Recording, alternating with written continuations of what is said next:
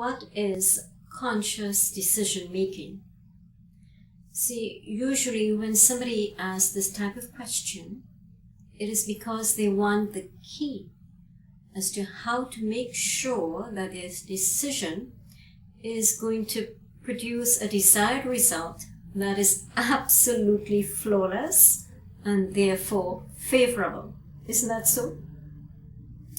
Now you see, when you are faced with a problem or some sort of situation, often one that challenges you, and a decision has to be made with regard to which is the best choice to make, you must be careful not to go about making your decision based just on feelings and emotions, which are quite different from intuition. When it comes to conscious decision making, let us make it clear.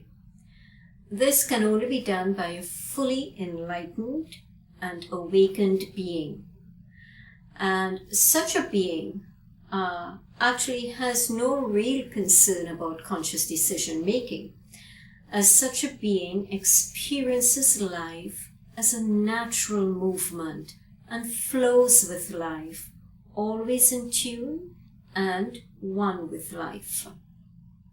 The closest thing to conscious decision making for those who are not fully enlightened and awakened usually entails a blend or a combination of using rationale with intuition. So what you do is you look at all the facts that are before you, all the information you have in hand, and you weigh them carefully. And you consider how these will actually impact not only your life, but the lives of others who may be directly affected by your decision. And you must bear in mind also that whatever decision you make, you have to be able to live with the outcome and within the parameters of your own inner constitution. See, once you've examined the facts and you go within yourself, not just to receive some great revelation with regard what to do, but to go within mainly to feel at peace with what you're facing. And when you're in that state, you might actually feel a great pull to a particular direction. That pull is intuition. And when you feel this pull, normally you're going to find that it's not going to be accompanied by the noise of the mind trying to analyze things. You'd find that there is no great turmoil there, no anxiety, no fear, no stress, no worry, no concern. And when you feel this pull, if you still have some time yet to make your final decision and to execute it, leave the pull alone. Walk away, go about life and on a daily basis. And if this direction for you, you're going to find that it's going to keep pulling at you within without any kind of turmoil. And this normally tends to feel right for you. You tend to feel as though you can breathe. You're at peace with it. This pull can either be totally in alignment with what is best when you weigh all the facts, or it could actually be totally opposite. The most important thing is that it feels right for you. When you make your decision from this place, know it means that you're okay with the decision, and therefore you're okay with however it turns out. See, often people tend to believe that if their decision is based on using intuition and it feels right for them, that everything will work out perfectly. When in fact, there is no guarantee that everything will work out according to the expectations of the egoic mind that has its own list of wants and needs as to how something should be, how everything should turn out. See, when intuition is used, generally what you're going to find happening is that everything is going to fall in place for you. Everything will line up very well in order for that decision to be executed. But you could also find that along the way, there may be some bumps, but it is guaranteed to be okay in the end. Not okay based on some predetermined thought by you on what okay is supposed to be. But if you stay open, you would see how it will end up being okay according to universal laws and principles for your life, for your experience. An example of where someone used intuition and there was bumps along the road and how everything turned out okay was very nicely reflected in a movie called Celestine Prophecy. And I believe one of the main characters' name was John.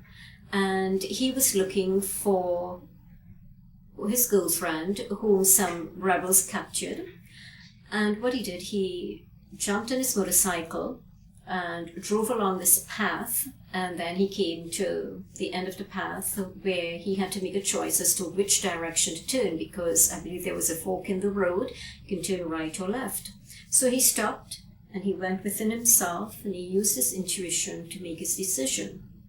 So he made his decision and took a path. But when he took that path, the rebels captured him and threw him into a cell. And he probably asked himself, what type of decision did he make? So he ended up feeling as though he ended up in a mess. But while he was in the cell, in his sleep state, he went into a dream, a vision, some may call it. And what was revealed to him is that his girlfriend was going to be in a cell, and there was a flower. I believe these are the order of the events. I can't remember it too well. It's been quite a while. But he knew that he would eventually find her. And when he got up, he was actually able to locate her. She was in a cell in the same compound that he was in. And the rebels started to fight. And when this fight broke out, they were distracted. So John was able to escape and get his girlfriend, and they were able to escape. So the road was bumpy. He thought he took the wrong road, when really it did end up being okay in the end. Now, there is a caveat when using intuition. You see, people tend to believe at times that they've used their intuition, when in reality, what they were doing is actually using their feelings, which is based on some sort of emotion. And so it gives them a false sense of peace and what I like to call an agitated excitement. It's like they're on a high. You see, when intuition is used, what you experience is there is peace. And it's from here the knowing arises, the knowing of what step to take. Intuition comes from a place of peace and inner knowing. You're at peace, open and accepting of your decision and whatever the outcome is. So if the initial outcome is not favorable, you can peacefully take the next step required without falling apart. You see, people can easily fall apart in these type of situations because of the interference of others through their judgments and criticisms and condemnation of your choices if they do not seem to work out favorably. Please bear in mind that these people, they themselves are not perfect, and I can guarantee you that they haven't always 100% of the times made decisions whereby everything worked out perfectly in their lives. So if this happens to you, do not allow them to make you feel discouraged. Take the next step as you need to by weighing all your facts again and going within where it feels right for you. So the best decision you can make is based upon what is before you, what facts and information you have, and by going within. This is all that you or anybody else can do. You cannot determine the exact outcome. Whatever the outcome is, what you do with it, What you make of it is totally up to you. If your decision was based on intuition, know that it is the right one for you, and therefore the outcome is the right one for you, whether it turned out how you had hoped or not. Because even in the unexpected or unfavorable, there is something invaluable there for you, something from which to grow, to learn, wisdom gained to be shared with others, something from which you can benefit and prosper. And when you can view it like this, then all is fine. So when intuition is used, you would usually find that you've made the best decision.